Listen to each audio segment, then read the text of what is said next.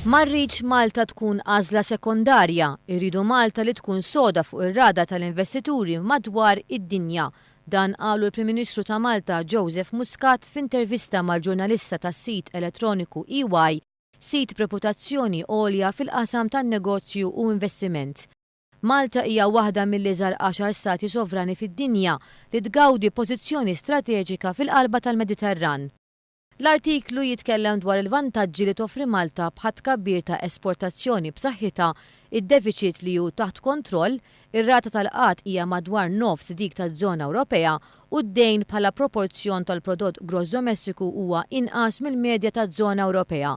Vantaġġ ieħor hu li l-banek domestiċi għandhom kapital għoli li jagħti profitt iffinanzjati prinċipalment mis-suq domestiku. Madankollu Malta tiffaċċja sfidi wkoll bħalma huwa tkabbir ekonomiku naqas b'madwar 1% u l-isfidi fuq is-sostenibilità tal-finanzi pubbliċi tagħha. L-artiklu jiddeskrivi lill Prim Ministru Joseph Muscat li għandu viżjoni ċara għal futur ta' pajjiżna. Il-Prim Ministru qal li jrid li Malta li tkun magħrufa fl-Ewropa u fid-dinja bħala post fejn wieħed jista' jinnegozja, fejn l-investituri jistgħu joperaw mingħajr ma jitilfu ħin u jsibu ambjent flessibbli ma' regolaturi fuq livell ugwali li huma lesti li jisimgħu u dawk li jfasslu l-politika li jimmaġla biżżejjed biex tipprova tantiċipa l-ħtiġijiet tas-suq.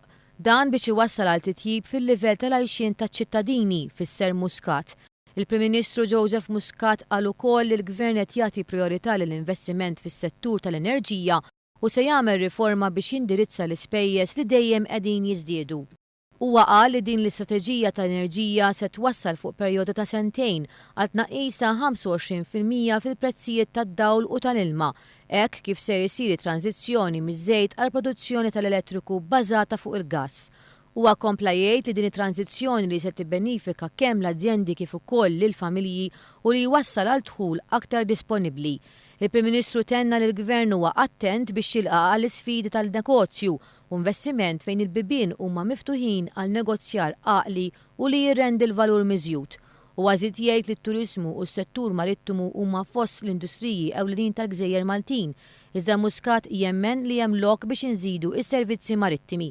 Fl-aħħar nett il-Prim Ministru appella lil kumpaniji internazzjonali biex jinvestu f'Malta għaliex il-proċess leġislattiv huwa wieħed effikaċi u r-reputazzjoni tagħna hija tajba.